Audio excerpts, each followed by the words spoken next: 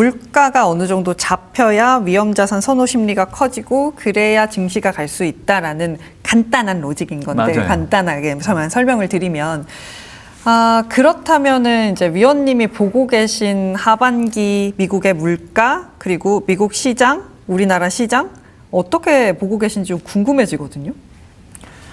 일단 저는 올해 6월부터 3분기는 글로벌 통화 긴축이 부상됐기 때문에 네. 주가는 올라가기 어렵다라고 생각을 하고 있고요. 올해 9월달 발표되는 미국의 8월 PC를 기점으로 이제는 물가가 떨어지고 금리도 안정을 되찾을 걸로 보는 시장의 해석이 커질 걸로 보고 있기 때문에 4분기 때 상승 전환해서 내년 상반기 때까지 크게 오르는 강세장을 좀 염두에 두고 있는 상황입니다. 어차피 한국 증시 관심 많으시니까 좀 얘기해드리면 네. 사실 한국 증시가 낙폭이 컸어요. 고점 대비. 그렇기 때문에 지금 주가 지수의 저점이 어느 정도 되는지 많이 관심을 가지실 건데 저는 지금 현재 한국 증시의 저점이 확인됐다라고 생각은 안 해요. 물론 이제 낙폭은 가대하고 이번 주 들어서 가장 많이 떨어졌던 게 아마 코스피 5,200선 정도였다가 네. 그게 지금 올라와서 지금 움직이고 있는데 네. 여기서 안도를 하면 안 된다라고 저는 얘기를 해드리고 싶어요. 왜냐하면 미국이 7월 23일 날 무역법 301조에 근거한 새로운 관세를 부과를 했죠. 그리고 24일 날 적용하고 있는데 그 관세율을 보면 산업에 대한 가행 생산 부분들은 아직 반영이 안 됐단 말이에요. 그래서 이게 언제 반영될지 몰라요. 이런 불확실성이 있기 때문에 그래서 미국 증시도 지금 고점에서 기술적으로 보면 고점은 낮아지고 저점은 높아지는 상승세기형이라고 혹시 들어보셨어요? 들어보셨다고 얘기하겠죠, 당연히. 상승세기형. 그게 이제 하락으로 전환하게 되면 주가가 떨어져요. 그래서 지금은 미국 증시가 하락하고 있잖아요. 네. 그러면 한국 증시도 올라가기보다는 하락 압력을 받을 여지가 있어요. 그래서 지금은 미국 증시 흐름이 되게 중요하다. 근데 미국의 새로운 관세 이게 추가적으로 부과될 불확실성이 있기 때문에 이제 이를 놓고 온다고 하면 지금의 한국 증시 코스피 저점이 확인됐다라고 섣불리 예단하면 안 된다.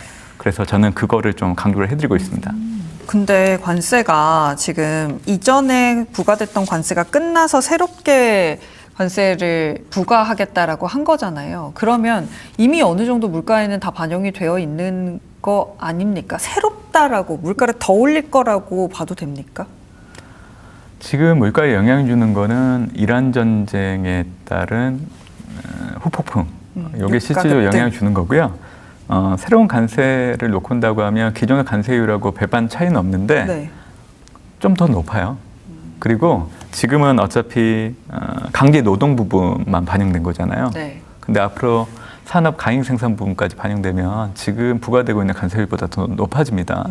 그러면 그 관세율이 높아지는 것은 분명히 우리가 좀 관심을 가져야 돼요. 왜냐하면 지난해 상반기 때 주가가 큰 폭으로 하락했던 그 배경은 트럼프 행정부가 관세부가 있기 때문에 큰 폭으로 하락했던 겁니다.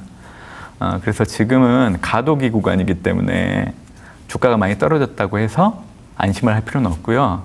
일단은 좀 신중하게 지켜보는 게 가장 좋다. 그리고 지금 크게 오르는 이 한국 증시의 흐름이 기술적 반등일 수도 있어요, 여러분들. 기술적 반등 이후에 다시금 주가는 하락할 수도 있기 때문에 그래서 지금은 한국 증시 저점을 예단하면서 이제는 큰 폭으로 올라가겠지라고 생각하지 마시고 일단은 좀 지켜보시는 게 좋다. 중요한 거는 올해 4분기 때부터는 크게 오른다. 그래서 앞으로 투자자들한테 필요한 거는 인내심이라고 저는 항상 강조를 해드리고 있습니다. 그럼 3분기는 좀 힘들 가능성이 높다라고 보시는데 투자 전략적인 측면에서 그러면은 3분기에 어느 정도 이 변동성을 견디면서 저점 매수의 기회로 좀 잡아보는 게 맞는 걸까요? 지금 6월에서 3분기 때 현재까지를 보면 성장주보다는 가치주, 네. 그리고 대형주보다는 중소형주 수익률이 높아요. 그리고 기타 스타일을 보면 모멘텀 스타일 수익률이 월등히 높습니다. 근데 기존의 주도 대상들은 사실 성장, 대형, 퀄리티였죠. 그러니까 올해 3분기 때까지는 반대로 가치, 중소형, 그리고 모멘텀이 상대적으로 좀 수익률이 좋을 거예요. 다만 4분기 때부터는 다시금 주도주인 성장주, 대형주 그리고 퀄리티 수익률이 높아지기 시작을 해서 내년 상반기 때까지 갈 겁니다. 그래서 어차피 주가가 이제는 더 떨어지진 않아요. 이제 바닥을 좀 잡아가고 있는 것 같아요. 제가 봐도. 그래서 한국 증시 뭐 시나리오이긴 하는데 만약에 이번 주에 형성됐던 저점이 깨지지 않는다라고 하면 지금 수준에서 추가적인 하락은 없을 것 같아요. 다만 이란 전쟁이 종전되지 않는 한 큰 모멘텀도 없을 것 같아요. 그러니까 지지부진하게 9월 달까지 움직이는 것들을 좀 하나의 시나리오로 좀 보고 있는 거고, 또 하나의 시나리오는 만약에 지금 기술적 반등 나타나고 나서 이렇게 큰 폭으로 올라가면 떨어질 때 또 큰 폭으로 떨어지는 거 아시죠? 그러면 5천 초반까지 다시금 밀릴 수도 있다. 그러면 그게 진짜 바닥이 될 수 있다. 그래서 두 가지 시나리오를 제시를 해드려요. 일단 지금으로서는 뭐 1번 시나리오를 우선적으로 봐야 되겠지만 2번 시나리오도 좀 열어둘 필요는 있다. 그 얘기를 좀 드리고 있습니다. 그러면 지금 스타일 자체가 3분기에는 약간 방어적인 스타일이 좀 강할 거라고 말씀을 주시는 거잖아요. 섹터 내에서는. 지금 수익률 자체가 그렇게 나오고 있어요. 있는데 네. 그럼 이거 미국, 한국 다 똑같습니까? 동일하죠. 별로 구분 지을 필요 없습니까? 네, 동일하죠. 그러면 미국 시장에서는 지금 그래서 잘 갔던 게 상대적으로 못 갔었던 헬스케어가 많이 올라왔었고, 그리고 소비재 쪽도 많이 올라오고 있고, 그런데 맞아요. 어느 섹터가 조금 더 눈에 들어오세요? 헬스케어는 미국과 한국을 구분해야 돼요.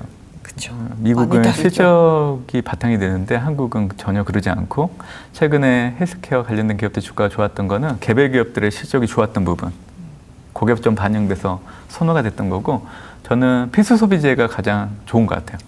예, 그게 아마 주가 방어를 하는데 가장 좋은 섹터가 될 걸로 좀 보고 있기 때문에 아마 이번 주에도 국내 증시 큰 폭으로 떨어질 때 아마 필수 소비재에 해당되는 기업들 주가는 좀 선전하는 걸 봤거든요. 뭐 대표적으로 보면 KTNG 같은 것들도 괜찮았었고, 그러니까 유통과 관련된 그런 섹터들이 좀 안전판 역할을 해줄 여지는 있다. 그렇게 좀 보고 있습니다. 확실히 3분기가 울퉁불퉁할 것 같다라는 느낌이 많이 듭니다. 쉽지 않을 것 같은데 말씀해주신 전략들 잘 세워보면서 3분기를 잘 버텨내고, 그리고 4분기를 준비해 보도록 하겠습니다. 마지막으로 여쭤보고 싶은 건, 그러면 어쨌든 테크주를 들고는 가야 될 거 아니에요, 우리가. 네. 3분기에 테크의 바닥 지점은 어떤 걸 시그널로 봐야 될까요? 지금 사실 그 반도체 관련된 기업들 우리가 꼭 봐야 되는 지표들이 나쁜 건 없어요. 네. 글로벌 반도체 매출액도 계속 증가하고 있고, 범용 대량 가격들도 올해 연초 이후 계속 하락가 다시금 좀 올라오고 있는 구도라서 전혀 문제가 안 됩니다. 그리고 삼성전자, SK하이닉스 실적 확인해서 아시겠지만 잘 나오고 있습니다. 네. 그래서 지금 가장 중요한 거는 문제가 수급이잖아요. 그 수급의 쏠림. 근데 거기에 가장 큰 변동성을 유발했던 게 단일 종목 레버리지 ETF 상품인데, 이것도 지금 코스피 지수대를 놓고 온다고 하면 대부분 좀 소진된 것 같아요. 그렇게 된다고 하면 변동성이 좀 줄어들 여지는 있다. 그래서 앞으로 반도체 주들은 지금이 저점권이긴 해요. 그래서 가지고 있으시면 좋을 것 같아요. 네, 알겠습니다. 이렇게 정리해 보도록 하겠습니다. 지금까지 대신증권의 문남중 수석 연구위원과 함께했습니다. 오늘 말씀 잘 들었습니다. 네, 감사합니다. 네, 지금 오늘장 전반적으로 밀리는 모습들 나타나다가 다시금 드디어 힘을 내기 시작했습니다. 15%대 급등 보여주고 있고요. 코스닥 같은 경우도 8%대 반등으로 이번 주 마지막 거래일을 잘 보내고 있는데요. 다음 주 그리고 8월 들어서서 조금 더 힘을 낼 수 있을지 함께 확인해 보도록 하겠습니다. 저희가 준비한 소식은 여기까지입니다. 산뜻한 마음으로 8월에 다시 인사드리도록 하겠습니다. 시청해주신 여러분 고맙습니다.